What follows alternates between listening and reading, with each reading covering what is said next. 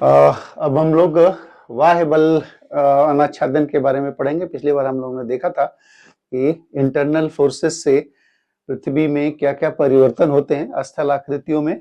अब वाह्य बल से क्या क्या पृथ्वी की सतह पे जो आकृतियां हैं उनमें क्या क्या परिवर्तन होता है। लैंडफॉर्म, भू आकृतियों को जनरली इंग्लिश में हम लैंडफॉर्म्स कहते हैं। लैंडफॉर्म्स मतलब कहीं पर्वत है, कहीं पठार है, कहीं नदी है, गड्ढे हैं, खाई हैं, तो जो ये स्ट्रक्चर्स है दैट इज अ लैंडफॉर्म्स या भू आकृति।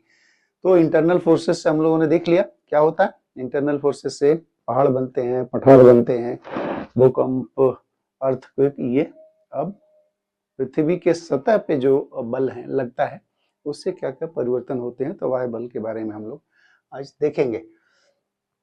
तो वही हम लोगों ने यहाँ लिखा है कि पृथ्वी के धरातल परिवर्तन या तो आंतरिक बल से होता है या वाह्य बल से होता है। आंतरिक बल पृथ्वी के अंदर काम करता है और वाह्य बल पृथ्वी की सतह के ऊपर काम करता है। तो आंतरिक शक्तियों से पर्वत, पठार इत्यादि बनते हैं और वाह्य शक्तियों में से है क्या, जैसे रनिंग वाटर, बहता हुआ पानी, जैसे नदी का पानी, हिमानी का मतलब ग्लेशियर को हिमानी कहते हैं। विंड या पवन, समुद्री लहरें, सी वेव्स, और इसमें हम लोग अंडरग्राउंड वाटर भी, भूमिगत जल के बारे में भी पढ़ेंगे। वो भी धरातल की स्थितियों में या परिवर्तन करता है उसमें। तो ये सब इसके बारे में, ये जो बल हैं इनके बारे में हम लोग देखेंगे कि इनसे कैसे काम करते हैं और ये क्या क्या भू आकृतियां ये इनसे बनती है या ये बनाते हैं। और ये जो इंटरनल फोर्सेस थे, जो आंतरिक बल था, उसकी ऊर्जा हम लोगों ने उस समय देखा था कहाँ से मिलती है कि ऊर्जा हाई टेम्परेचर, प्रेशर, उबलते हुए लावा, कन्वेक्शन करंट से, या रेडियो एक्टिव तत्व जो थे उनके क्षय से जो उसमें ऊर्जा उनको मिलती थी। लेकिन जो वाह्य बल हैं इनकी ऊर्जा के दो स्रोत हैं। एक तो ultimate source of energy sun है, तो सूरज, और दूसरा पृथ्वी का गुरुत्वाकर्षण। जैसे कोई पहाड़ से नदी उतरती है या हिमनद या हिमानी या ग्लेशियर नीचे घिसक रहा, तो वो क्यों घिसकता है, पृथ्वी के गुरुत्वाकर्षण प्रभाव के कारण।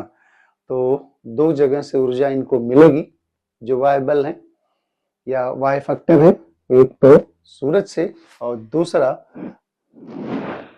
हमें पृथ्वी के गुरुत्वाकर्षण से। अब हम लोग अनाच्छादन, अपक्षय और अपर्दन, ये तीन टर्म्स हैं, इनमें थोड़े थोड़े अंतर हैं, ये आपको समझना चाहिए। समझ लोगे तो आप अपने लैंग्वेज में लिखो, कहीं से रट्टा मारने की जरूरत नहीं है। आप इनको एक एक पॉइंट का डिफरेंसेस है, एक एक दो दो पॉइंट का, और जो क्रिटिकल पॉइंट का डिफरेंस है उसे आप याद रखिए, फिर इसमें अपने लैंग्वेज में से बना के आप लिखिए तो आप लिख पाएंगे। तो रट्टा मारने से आपका काम चलने वाला नहीं है। तो अब इनका हम अनाच्छादन, या इसको अंग्रेजी में कहते हैं डीन्यूडेशन। अनाच्छादन, आच्छादन का मतलब कवर करना, ढकना, अनाच्छादन का मतलब कवर को हटाना या अनावृत करना। तो ये शब्द का शाब्दिक अर्थ है। तो अनाच्छादन में क्या है कि पृथ्वी की वाह्य शक्तियों द्वारा, वाह्य शक्तियों में देखा क्या है, विंड है, रनिंग वाटर है, सी वेव्स इत्यादि। तो वाह्य शक्तियों द्वारा भूपटल के ऊपर तोड़फोड़ की जाती है। भूपटल के ऊपर जो भी स्ट्रक्चर है उनमें तोड़फोड़ होती है, जैसे पहाड़ है, पठार है, उनमें तोड़फोड़ होती है और इन टूटे फूटे टुकड़ों को, उसी कहीं टूटे फूटे टुकड़ों को एक स्थान से दूसरे स्थान पर इकट्ठा करने की क्रिया को अनाच्छादन कहते हैं। बात समझ में आ गई होगी कि भूपटल पे वाह्य शक्तियों द्वारा तोड़फोड़ की जाती है और इन टूटे फूटे टुकड़ों को कहीं इकट्ठा किया जाता है, और ये प्रक्रिया जो होती है उसे कहते हैं अनाच्छादन। और इसमें तीन छोटे छोटे या बहुत इंपॉर्टेंट प्रक्रियाएं होती हैं। वो होता है अपक्षय, जिसको वेदरिंग कहते हैं, अपर्दन, जिसे अंग्रेजी में इरोजन कहते हैं, और तीसरा है निक्षेपण, या जिसे कहते हैं डिपोजिशन, डिपोजिट करना, बैंक में पैसे डिपॉजिट कर देते हो, वो ही डिपॉजिट या डिपोजिशन ये है। निक्षेपण मतलब कहीं जाके इकट्ठा कर लेना, कोई मिट्टी किसी गड्ढे में भर देना, ये निक्षेपण हुआ या डिपोजिशन हुआ।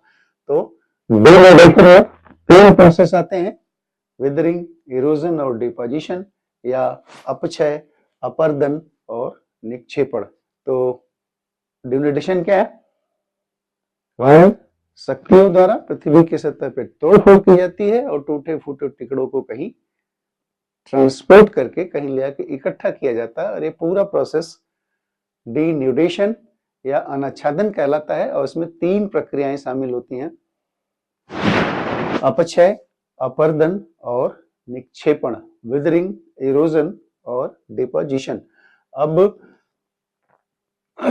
देख लेते हैं। तो एक तो अनाच्छादन को देखने के लिए आपको पता लगा, बाहर तोड़फोड़, उनको लेकर इकट्ठा करना, ये कंटिन्यूअस प्रोसेस है, लगातार चलने वाली प्रक्रिया है। और इसमें एक तरफ जो पृथ्वी की सतह पे जो ऊंचे चीजें हैं, जैसे ऊंचा पर्वत है, पठार है, इनको घिस घिस के छोटा करने का काम होता है, और लो मटेरियल से कहीं गड्ढे में ले जाके लो लैंड में जमा किया जाता है और उसे भरता है, ऊंचा होता है। तो ऊंची चीजें नीचे होती हैं, पहाड़ वगैरह, और गड्ढे थोड़ा भरते जाते हैं। तो ये प्रक्रिया ये चलती रहती है। तो भू समतलीकरण का काम ये डिन्यूडेशन करता है।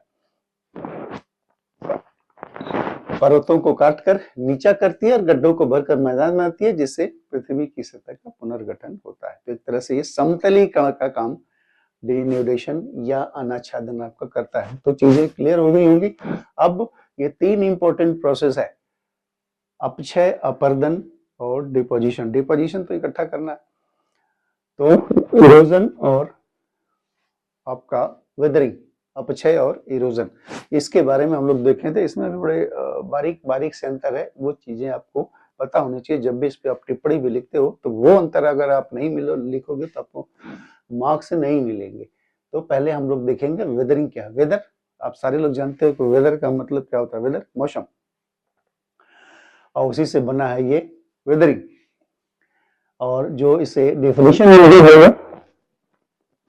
कि ऋतु या मौसम के प्रभाव द्वारा, ये इंपॉर्टेंट है। ऋतु और मौसम, मौसम के कुछ फैक्टर्स भी होते हैं, जैसे वाटर भी है, विंड है, टेम्परेचर है, ये सारे इसके फैक्टर हैं, तत्व हैं वातावरण के, इसके वातावरण नहीं बल्कि ये मौसम के, वेदर के। तो जो वेदरिंग क्या है, ऋतु और मौसम के प्रभाव द्वारा चट्टानें धीरे धीरे टूटती हैं, और जो टुकड़े बनती हैं वो टुकड़े अपने स्थान पे पड़े रहते हैं।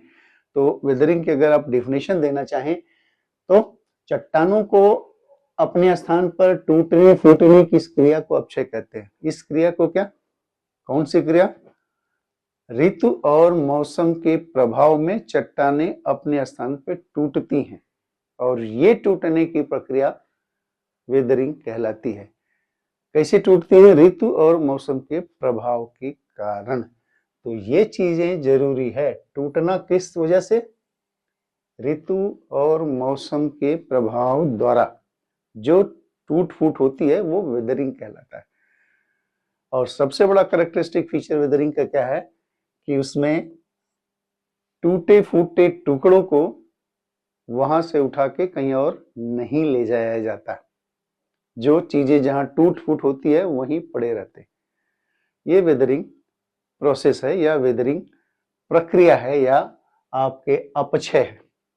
मौसम के प्रभाव से चट्टानें टूटती हैं और ये टूटने की प्रक्रिया वेदरिंग कहती हैं, और वो टूटे हुए टुकड़े अपने स्थान पे ही पड़े रहते हैं, एक जगह से दूसरी जगह ले जाने की दूसरे प्रोसेस है। तो ये आपका अपक्षय हुआ। इसमें टेम्परेचर लिखा हुआ, ताप, वर्षा का जल, रेन वाटर, पाला, फ्रॉस्ट, हवा, और लिविंग बींग्स। लिविंग बींग्स का मतलब पौधे, जीव जंतु या मनुष्य इस वेदरिंग प्रोसेस में सहायक होते हैं।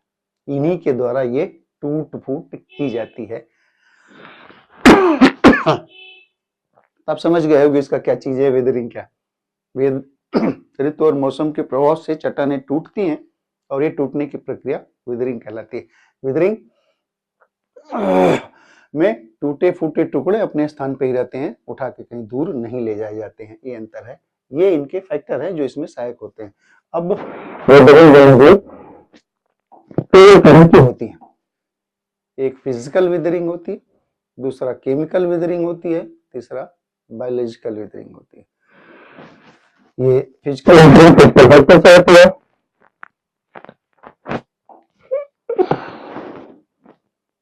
पहले 3 प्रकार भौतिक, रासायनिक और जैविक, और भौतिक अक्षय फिजिकल विदरिंग के बारे में हम लोग देखते हैं। तीनों में मोटा मोटा अंतर यही है कि फिजिकल फैक्टर से होती है, भौतिक चीजों से होती है, केमिकल रिएक्शन से होती है, बायोलॉजिकल विदरिंग मतलब पौधे जीव जंतुओं द्वारा या मनुष्य द्वारा होती है। तो ये तीनों में मूलभूत अंतर है। थोड़े थोड़े हम इसे समझाने की कोशिश करेंगे, आप इसे समझ लीजिए और फिर उसी हिसाब से टिप्पणी वगैरह है तो आप लिख सकते हैं। अब जैसे हमने लिया भौतिक अपक्षय या फिजिकल विदरिंग, इसमें क्या होता है? 2 उदाहरण से 2 चीजें ली, गर्म क्षेत्रों में और ठंडे क्षेत्रों में क्या होता है। गर्म प्रदेशों में क्या होता है? दिन में बहुत अधिक गर्मी पड़ती है और रात में उतना ही ज्यादा ठंड होती है। रेगिस्तान में आप जाओगे तो दिन में बहुत ज्यादा टेम्परेचर रहता है, रात में वो 0 डिग्री के आसपास वहां पे टेम्परेचर पहुंच जाता है। तो गर्म प्रदेशों में रॉक जो होती है, चट्टानें, दिन में गर्मी कण बहुत ज्यादा फैलती हैं और रात में ठंड पड़ती है तो वो सिकुड़ती हैं। इस फैलने से जल्दी दिन रात के टेम्परेचर में भारी अंतर की वजह से फैलने सिकुड़ने से ये कमजोर होती है और इसमें टूट फूट होती है। ठंडे प्रदेशों में क्या होता है? चट्टानी में जोड़ है, चट्टानों में किसी तरह से क्रैक हो गया है तो उसमें पानी भरता है और रात में वो जम जाता है। तो पानी जब बर्फ में जमता है, द्रव ठोस में जाता है, उसका आयतन बढ़ता है, तो उस दरारों में प्रेशर डालते हैं तो वो चट्टानें कमजोर होती है और इससे भी उसमें टूट फूट होती है। तो ठंडे प्रदेशों में पानी काम करता है, गर्म प्रदेशों में टेम्परेचर काम करता है, हवा भी काम करती है। इसमें फिजिकल वेदरिंग में बहुत तेज हवा चल रही है, आंधी चल रही है, तूफान चल रहा है, हवा अपने साथ उठे उठे बालू के कण या छोटे छोटे कंकड़ के टुकड़े ले जाकर उन चट्टानों पे उसे टकराती है, उससे भी फिजिकल वेदरिंग होती है। तो हवा भी से भी वेदरिंग होती है, फिजिकल वेदरिंग होती है। तो इसमें जनरली टेम्परेचर और ये फ्रॉस्ट, बर्फ जमने की वजह से और हवा की वजह से इसमें जो तोड़फोड़ होती है वो है फिजिकल विदरिंग। सबसे बड़ा करेक्टरिस्टिक फीचर इसमें ये है फिजिकल विदरिंग में, इसमें इस टूट फूट में, अपक्षय में उस रॉक के केमिकल कंपोजिशन या रासायनिक संरचना में कोई परिवर्तन नहीं होता।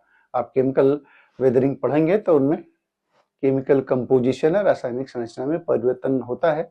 सबसे बड़ा अंतर दोनों में यही है। इसमें जो टूट फूट होती है ताप के द्वारा, हवा के द्वारा, उसमें केमिकल रिएक्शंस नहीं होता या रॉक के रासायनिक संरचना में परिवर्तन नहीं होता, उसमें होता है। तो जब भी दोनों में अंतर हो, इस टूट फूट में उसके रासायनिक संरचना में परिवर्तन नहीं होता, उधर होता है। अब हम लोग केमिकल इसमें देखेंगे, रासायनिक अपक्षय में केमिकल विदरिंग। तो चट्टानें क्या होती है? हम लोगों ने उस समय पढ़ा था जब पृथ्वी का स्ट्रक्चर पढ़ रहे थे, शैल पढ़ रहे थे, कि चट्टान जो है खनिजों का मिश्रण है, तमाम खनिज उसमें पाए जाते हैं। तो चट्टान खनिजों का सम्मिश्रण पाया जाता है और जब पानी के संपर्क में आता है तो इसमें रासायनिक क्रियाएं होती हैं, रासायनिक परिवर्तन होता है और मिनरल्स के नेचर में परिवर्तन होता है, नए मिनरल्स बनते हैं और इससे भी टूट फूट होती है और जिसे हम रासायनिक अपक्षय या केमिकल विदरिंग कहते हैं। जैसे हम लोगों ने फिजिकल में विदरिंग में देखा था कि उसमें केमिकल कंपोजिशन या रासायनिक संरचना में बदलाव नहीं होता, लेकिन इसके रासायनिक संरचना में केमिकल विदरिंग से बदलाव होता है। मसलन उदाहरण देना चाहें तो बहुत से राख होते हैं जिसमें आयरन तत्व होते हैं, आयरन भी खनिज है, लौह तत्व, ये राख में पाया जाता है। ऐसी किसी राख पे अगर बारिश होती है तो वो आयरन ऑक्सीजन से संपर्क में आता है, आयरन ऑक्साइड बनता है, जिसे जंग कहते हैं। जो लोहे पे जंग लग जाता है वो आयरन ऑक्साइड होता है। तो ऐसे रॉक में भी आयरन है तो उसमें हवा के संपर्क में, पानी के संपर्क में आके ये रासायनिक परिवर्तन होता है और इस तरह से उसमें क्षय होता है। जिस लोहे पे जंग लगने लगता है, धीरे धीरे खिड़कियां दरवाजे लोहे वाली आपकी खराब हो जाती है जंग लग के, तो वो एक तरह से वो विदरिंग ही है, केमिकल विदरिंग है। तो ये केमिकल है। बाकी ऐसे कोई चट्टान है, मान लीजिए कैल्शियम कार्बोनेट संगमरमर चूने का पत्थर, पानी गिरता है तो पानी क्या काम करता, वो अपने साथ कार्बन डाइऑक्साइड से रिएक्शन करके वाटर कार्बोनिक एसिड बनाता है और एक कार्बोनिक एसिड सारे चूने के आपके संगमरमर को गला देता है। तो ये केमिकल वेदरिंग इस तरह से होती है। तो इसमें रासायनिक संरचना इसकी बदल जाती है, ये केमिकल रिएक्शन होता है, इस वजह से ये रासायनिक अपक्षय होता है। तीसरा है जैविक। जैविक मतलब जीवों द्वारा, जीवों में पौधे भी आते हैं, जीव जंतु भी आते हैं, माइक्रो ऑर्गेनिज्म भी आते हैं और मानव भी है, ह्यूमन बीइंग्स भी है।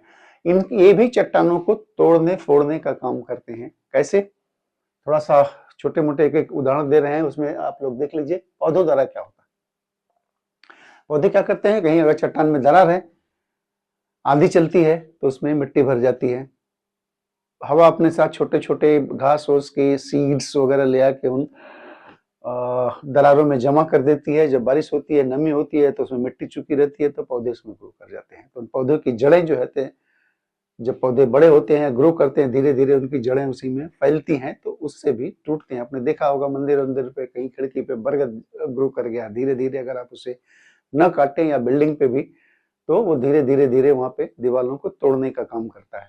तो ये पौधों द्वारा राख का तोड़ना हुआ।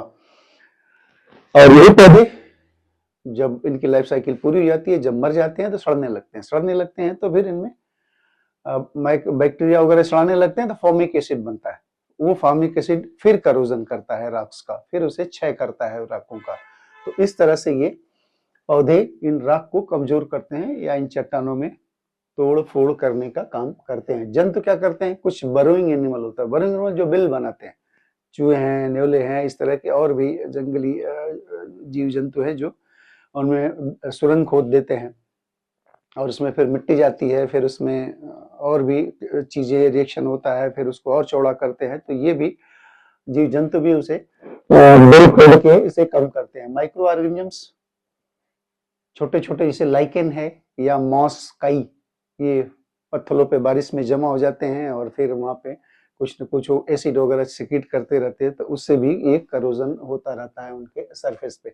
बैक्टीरिया होते हैं, ये अंदर रिएक्शन करके और फिर उसे चट्टानों में तोड़फोड़ करते रहते हैं। मनुष्य भी बहुत से तोड़फोड़ करता है, कहीं पुल बनाता है, कहीं खेती करता है, कहीं सड़कें बनाता है, तो वो तोड़फोड़ का उसमें काम करता रहता है, बांध बनाता है, तो इससे भी टूटती रहती है। तो ये आपकी बायोलॉजिकल वेदरिंग हुई, जीव जंतु है, पौधों द्वारा होता। केमिकल का हमने देख लिया, फिजिकल का देख लिया, तो ये हुआ वेदरिंग। आप अब समझ गए होंगे कि वेदरिंग क्या है। तो अपक्षय के बाद अब हम लोग देखेंगे अपर्दन या इरोजन। इरोजन क्या है, जब चट्टानें अपक्षय द्वारा तोड़ दी जाती हैं, वेदरिंग हो जाती है, तो उन्हें बहा के कहीं ले जाने का काम ये इरोजन में आता है। उसमें हम लोगों ने देखा था कि मौसम के प्रभाव के कारण चट्टानें टूटती हैं, लेकिन जो टुकड़े पैदा होते हैं टूटने से वो वहीं रहते हैं। इसमें उन टुकड़ों को बहा के ले आके कहीं और डिपॉजिट किया जाता है इरोजन प्रोसेस में। और इरोजन के कुछ तत्व हैं, कुछ फैक्टर्स हैं, और क्या है, ये है जल हुआ, सागर की लहरें हैं, गतिशील बर्फ मतलब हिमानी हुआ, पवन हुआ, ये तोड़े हुए टुकड़ों को पदार्थ एक स्थान से दूसरे स्थान पर इकट्ठा कर देते, इस प्रक्रिया को अपर्दन कहते हैं। तो इरोजन जो है ऐसा नहीं कि खाली ट्रांसपोर्ट करने का काम करते हैं, ये इरोजन फैक्टर जो तो स्वयं तोड़ते हैं और वेदरिंग द्वारा तोड़े हुए चीजों को भी इकट्ठा करते हैं। तो इसीलिए यहाँ पे एक चीज लिखा हुआ है, ये स्वयं तोड़े हुए और वेदरिंग से टूटे हुए दोनों को ले जाते हैं। जब चट्टानें अपक्षय द्वारा टूट जाती हैं तो बहता हुआ जल, ये सब जो है ये इरोटिक, ये इनके फैक्टर्स हैं इरोजन के या अपर्दन के कारक हैं। तो बहता हुआ जल, सागर की लहरें, गतिशील बर्फ, पवन आदि टूटे हुए और स्वयं तोड़े हुए पदार्थों को एक स्थान से हटाकर दूसरे स्थान पर ले जाते हैं और ये प्रक्रिया अपर्दन कहलाती है। तो मेजर फैक्टर यहाँ हुआ कि टूटते दोनों में भी है, यहाँ भी टूटता है, वहां भी टूटता है, वहां टूट के वहीं पड़ा रहता है, और यहाँ अपर्दन जो होता है अपने द्वारा तोड़े हुए या वेदरिंग द्वारा तोड़े हुए छोटे छोटे टुकड़ों को बहाकर कहीं और ले जाकर डिपॉजिट किया जाता है। और इस प्रक्रिया को अपर्दन कहते हैं। तो अंतर समझ में आ गया, वहीं टूटा रहता है अपनी जगह में विदरिंग में, और यहाँ पे टूटता है लेकिन उसे उठा के कहीं और ले आता है, तो अपर्दन कहते हैं। इसमें कटाव, बहाव और जमाव की क्रिया शामिल है। किसमें? आपके इरोजन में या अपर्दन में। ये काटता भी है, ट्रांसपोर्ट भी करता है और डिपॉजिट भी करता है। विदरिंग में सिर्फ कटाव था, न बहाव था न जमाव था। यहाँ पे कटाव, बहाव और जमाव तीनों प्रोसेस आपके इस अपर्दन में होते हैं। और वेदरिंग जनरली सॉइल फॉर्मेशंस वगैरह में काम आती है, उसमें बहुत महत्वपूर्ण रोल अदा करता है। सॉइल फॉर्मेशन, आप नीचे, आप कुछ मीटर्स के नीचे जाओगे तो वहाँ पे सिर्फ रॉक है, और उस रॉक के ऊपर जो मिट्टी है जिसमें पौधे ग्रो करते हैं और ऊपर हम रहते हैं, ये बहुत ही स्लो प्रोसेस से बनता है। आपने पढ़ा होगा सॉइल, तो उसके बारे में पढ़ा होगा। अब ये अपर्दन एक गतिशील प्रक्रिया है। अब अंतर अगर पूछता है आपको वेदरिंग और इरोजन में, तो पहला तो आपका यही हो गया कि वो जो चट्टान टूटती है वो अपने स्थान पे टुकड़े पड़े रहते हैं, इसमें ट्रांसपोर्ट करके ले जाते हैं। ये गतिशील प्रक्रिया, वो स्टैटिक प्रक्रिया। स्टैटिक मतलब स्थैतिक प्रक्रिया, अपने ही जगह पे होती है, जिसे आप इन सिटू भी कहते हैं और इन सिटू, दो शब्द इस्तेमाल किए जाते हैं। तो स्थैतिक प्रक्रिया है, स्टैटिक है कि वहीं टूटते हैं वहीं पड़े रहते हैं। एक गतिशील प्रक्रिया है, टूटते हैं तो दूर ले जाए जाते हैं, तो वो गतिशील नहीं है, ये गतिशील प्रक्रिया है। तो ये चीजें हैं, ये भी दो चीजों का अंतर मेन है, यही इनमें अंतर भी है।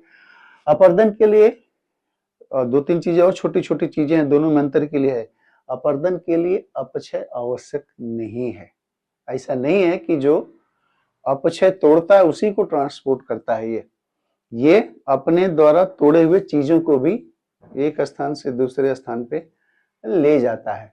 तो अपक्षय आवश्यक नहीं, जरूरी नहीं है कि उसके बिना ये नहीं होगा। हाँ, अपक्षय इसमें मदद करता है। अपर्दन के लिए अपक्षय आवश्यक नहीं, पहला पॉइंट। दोनों क्रियाएं अलग अलग हो सकती हैं या एक साथ चल सकती हैं। अपक्षय अपर्दन में सहायक हो सकती है, परंतु अपर्दन का भाग नहीं है, वो अलग है इरोजन से। अपर्दन से अपक्षय अलग है, अपर्दन में वो सहायक होती है। तो ये चीजें हैं, आवश्यक पॉइंट है, जो आप इसमें अंतर अगर पूछे तो आप इसको ले सकते हो। दोनों चीजें मेरे हिसाब से आपके समझ में आ गई। और तीसरा है निक्षेपण। निक्षेपण का मतलब डिपोजिशन होता है। डिपोजिशन में कुछ नहीं है, इसमें जो भी ये निक्षेपण एक तरह से देखिए तो अपर्दन का परिणाम है। अपर्दन क्या काम करता है? तोड़ता है, फिर बहा के ले आता है, फिर डिपोजिट करता है। तो जो परिणाम है उसका अपर्दन का या इरोजन का, वो निक्षेपण होता है। और कहाँ डिपोजिशन होता है? मान लीजिए अपने सपोज करिए, उदाहरण के लिए पानी है, पानी अपने साथ मिट्टी, कंकड़ के टुकड़े बहा के ले आ रहा पहाड़ों से, और जब उसकी या तो वेलोसिटी या वेग में कमी हो जाती है या कहीं गड्ढा मिल जाता है तो वहां वो डिपॉजिट कर देता है। ये क्रिया है निक्षेपण या डिपोजिशन। अब जो चीजें हैं, जो हम लोगों का अगला चीजें हैं हमें पढ़ने हैं, वो वह है बल के कारक। जो कारक हैं, इनके द्वारा क्या भू आकृतियां बनती हैं, उसके बारे में हम लोग देखेंगे। भू आकृतियां दो ही तरह से बनती है, एक इरोजन से और दूसरा और डिपोजिशन से। तो जितने भी ये फैक्टर्स हैं, पहला नदी है, दूसरा भूमिगत जल, भूमिगत जल मतलब अंडरग्राउंड वाटर, तीसरा हिमानी या ग्लेशियर, चौथा है पवन या विंड, पांचवा है ये सागरीय लहरें। ये 1, 2, 3, 4 और 5 फैक्टर हैं। ये वाह्य बल, ये जो 5 हैं, नदी, भूमिगत जल, हिमानी, पवन और सागरीय लहरें, ये जमीन पे क्या क्या भू आकृतियां बनाती हैं, लैंड फॉर्म्स बनाते हैं, इनके बारे में हम लोग अलग अलग देखेंगे। ये अलग अलग भू आकृतियां बनाते हैं और उनको आपको देखना है कि कौन जनरली पूछता है प्रश्न कि ये भू आकृति किसके द्वारा बनाई गई है। तो वो सब चीजें आप लोग देखेंगे, हम लोग डायग्राम वगैरह से देखेंगे। और दो ही तरह से बनाते हैं, या तो एक करोजन करके या इरोजन से बनाते हैं, या कहीं डिपॉजिट करके बनाते हैं। तो ये सारे चीजों में मुझे लग रहा है कि अब चीजें समझ में आ गई होगी। आपने डिनोटेशन भी देख लिया, अनाच्छादन भी देख लिया, आपने अपक्षय भी देख लिया, अपर्दन भी देख लिया और निक्षेपण भी देख लिया। तो इसके बाद हम लोग इन आकृतियों के बारे में ये पढ़ेंगे।